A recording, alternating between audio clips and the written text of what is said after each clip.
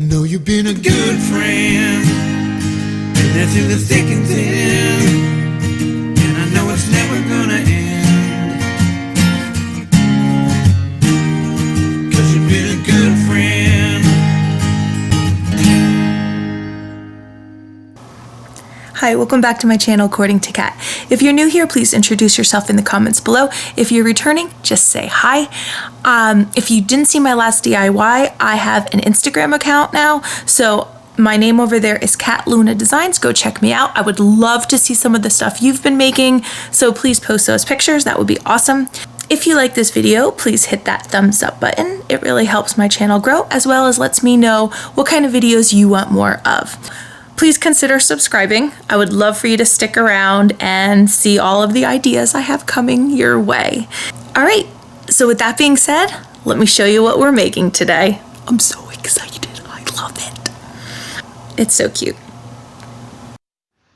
Okay, so this is what we'll be making today. How many of you have seen those magazine racks at pretty much every thrift store? You see them at all the yard sales, and they're just that yellow brown color, and they're really not that pretty. Look what you can do with it. I love this. I just put on a fresh cut flower sign, and I painted it, distressed it a bit, and I love how it turned out. Like, love.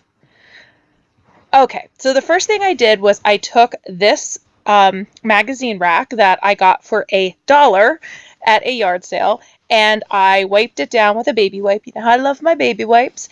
And I take my Waverly Chalk Paint in white and give it one good coat. Now, it is, I could have sanded the whole thing down, but I really didn't want to spend the time doing it. It is a little slippery, but as long as I gave it the 2 coats, it was fine. So this is my first coat, and then you can see it on the side as I went back and let it dry. Then I gave it a second coat. This sign I had for a very long time. I can't even remember if I got it at a thrift store or not. If I didn't, it was probably on clearance for $1 or $2. So I'm not quite sure where I got that, but I had it for quite a while. So I am taking my Waverly Chalk Paint in Elephant, and I am just coating the edges. So I painted the middle white, and now I'm just doing the rim, and then I'll do the inside edges. Now I am distressing it with the same Elephant chalk paint, and you can see how I'm just like wisping it across. This is so easy, guys, but the impact of it is just beautiful. I love it so much. Now I realized I had a little too much of that elephant gray, so I went back with a little white and just added a few more wisps of that. So I'm taking my poster letters from the Dollar Tree, and I cannot remember who did this. It might have been Bianca. I know I have seen Jerry Ann do it, and possibly even Megan from Glue Guns and Roses. But you take the rulers from the Dollar Tree, and you know that black strip that pulls right off? I saw them do this, and I thought, oh my gosh, that's brilliant. They put the letters on here to keep them straight, A, and B, to space them out perfectly. So I measured my sign. It was 18 inches across. I measured 9 inches. And I'm going to take the W, because that's the middle letter. You can see that little mark I made right there. Do you see it? That's my 9-inch mark. I'm going to take that W, which is the middle letter, and I will put it right where that line is. And look at this. It's straight. It's centered. Can't be easier. Now I just kind of pushed on my letters, smoothed them on real good, and then I carefully removed that ruler sticker.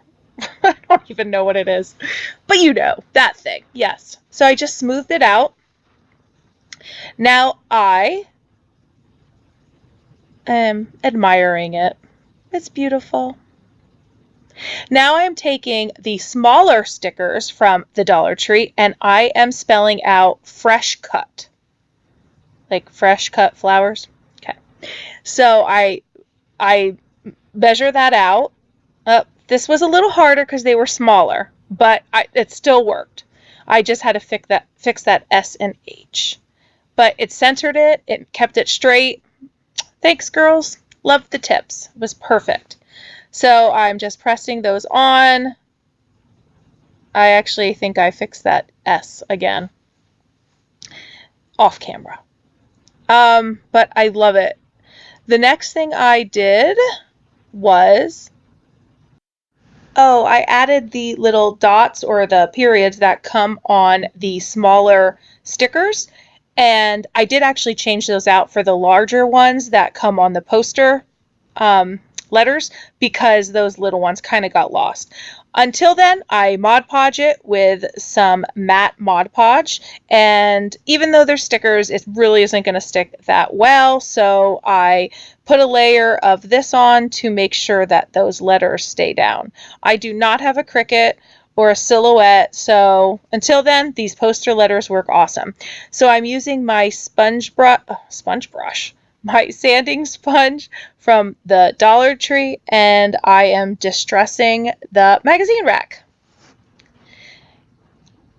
I am wiping off the all the grit from the sandpaper, and while doing that, it does distress it just a bit more. Now, these were on the back of the sign, so I'm removing those, and I will keep those because they're the kind you just like hammer right in, and I'll use them for another project, but I don't need them for this. And I am taking my, not fix all, because I guess I just wanted to use this up. This is my E6000, and I'm putting one little, see, this is the end of it. I'm putting one little line on the left, one little line on the right, and then I take my hot glue gun and I put it down the side. So remember, E6000 will hold it permanently, hot glue will hold it immediately. So I am just putting the hot glue on the back of the sign in both sides, and then I carefully line it up so that it is straight on the magazine rack. Now, you can make it smaller than the magazine rack. You can make it, like I did, a little bit longer. This is the sign I had, and I thought it looked really cute. Again, just wiping away any excess dust or grit from the sandpaper. I actually was adding a little more Mod Podge at this point, and then that's when I noticed that those dots were a little too small.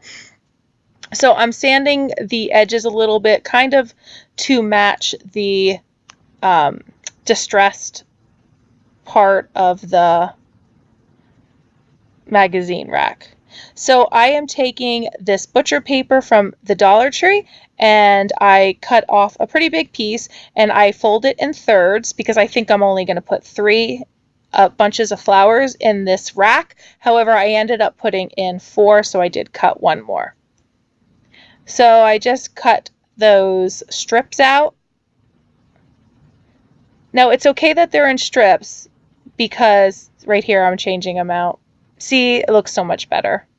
The other ones, look, you can hardly even see that other one. It is there, but they kind of disappeared. I don't know. So much better. Now I'm Mod Podging right on top of that to make sure they stay.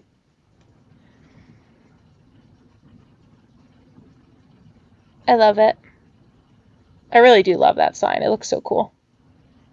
Okay, so I am taking some bunches of flowers, and I am using that butcher paper to wrap around it as if I am selling this like at a market or something. And when I wrap it around, I just place it right back in of the magazine rack. Well, now the flower rack. And my last bunch, this bunch is actually from Walmart. The other 2 bunches, I believe, were from Joann Fabrics. And now I am just making some room for that bunch. I actually do add some lavender that you don't see here. Look how cute this is. I love it. Oh, fallen off the table. All right, and here's my final reveal. So here is the final product. I love it so much. This fresh cut flowers rack that you might find at a little small market. I love it so much. And you know, it came out of one of those magazine racks that you see everywhere. So here's my question to you. You guys are so creative. If I see another one of these magazine racks, I'm going to pick it up. But what are some ideas that you have that I could do with it, other than a flower rack? I would love to hear what ideas you have, if you could leave them in the comments below, because if I see another one, I'm picking it up and I'll make it for you guys. So give me some great ideas. I just love the way this turned out. It really adds such an impact to a room, and it's just really simple. I love it.